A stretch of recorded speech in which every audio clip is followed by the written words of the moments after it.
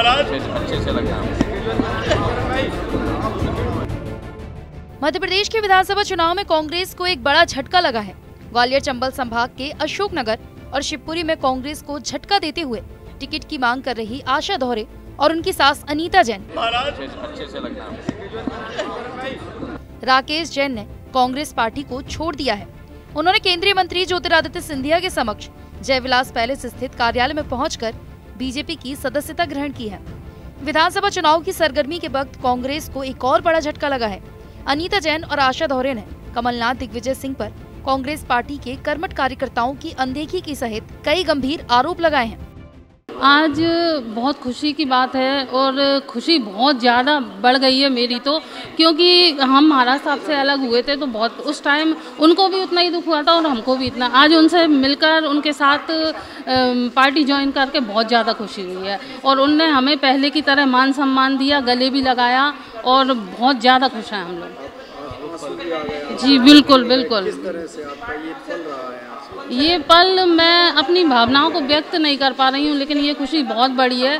एक टाइम था जब महाराज साहब कांग्रेस छोड़ के गए थे, उस टाइम हम उनकी तकलीफ को शायद समझ ना सके, लेकिन आज हम पूरी तरह से महसूस कर सकते हैं उनकी तकलीफ को, क्योंकि उन पे क्या बीती होगी जो आज हमारे ऊपर, जब तक इंसान पे बीतती नहीं है उसको पता नहीं चलता। आज जो उनके ऊपर बीती थी वो आज हमारे ऊपर बीती है कि वो किस परिस्थिति में कितना मजबूर होकर उनने पार्टी छोड़ी होगी।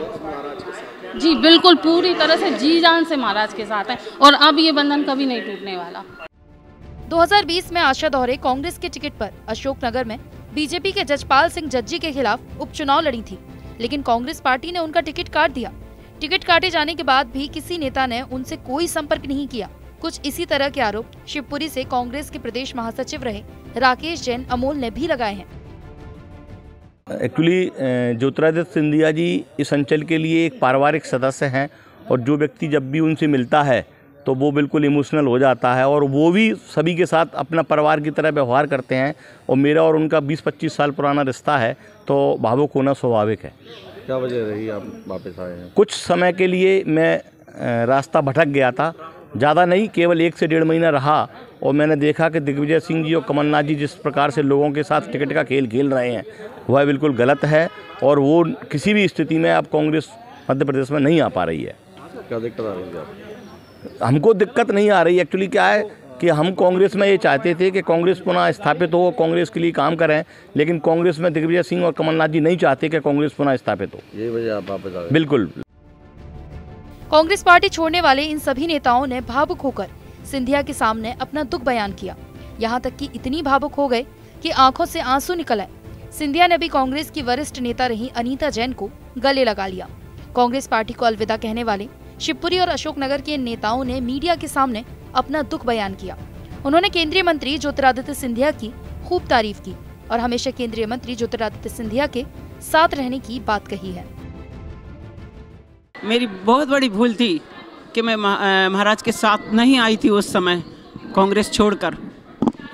30 साल से मैं कांग्रेस में थी, लेकिन मैंने भूल की थी। आज उस भूल को मैंने सुधार किया है, क्योंकि मैं आज महाराज के पास ग्वालियर आई हूँ और मैंने आके यहाँ भारतीय जनता पार्टी माननीय मोदी जी और माननीय महाराज साहब की पार्टी को उसमें कार्यकर्ता रहकर मैं जनसेवा का काम करूंगी। मुझे बहुत खुशी है, क्योंकि उन्होंने तो बहुत हमेशा प्यार दिया था, हमेशा उन्होंने मुझे गले लगाया, लेकिन मुझसे भूल हुई थी कि मैं उस समय कुछ घबराहट थी मुझे, तो मैं उस समय नहीं आ पाई थी उनके साथ में। आज बिल्कुल बोझ उतर गया। किस तरह काम करेंगे? बहुत अच्छे से उन्होंने बहुत जब बांधा था कुछ बात कही आपसे? जी, वो मुझसे पहले से ही बहुत मतलब उससे हम लोगों के लिए, हमारे पूरे परिवार के लिए महाराज साहब ने हमेशा हमारा मनोबल बढ़ाया है।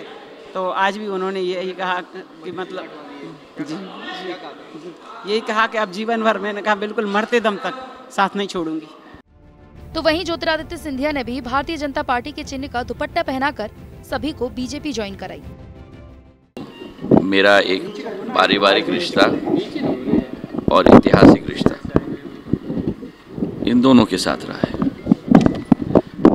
अनीता के साथ रहा है, राकेश के साथ रहा है। और मैंने आप लोगों को कई बार कहा है, मैं राजनीति में नहीं हूँ, मैं जनसेवा में हूँ।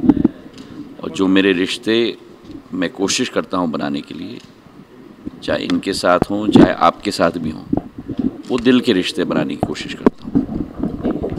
कुछ कारणवश हमारे साथ ये नहीं रहे, आज वापस आए हैं। भारतीय जनता पार्टी में इनका हम स्वागत करते हैं। चुनाव से पहले दल बदल का दौर लगातार दोनों ही पार्टियों में जारी है। फिलहाल 17 नवंबर को मध्य प्रदेश में चुनाव होने हैं और जिसके नतीजे 3 दिसंबर को आने हैं और तभी पता चलेगा कि इस दल बदल का किस पार्टी को कितना फायदा मिलता है।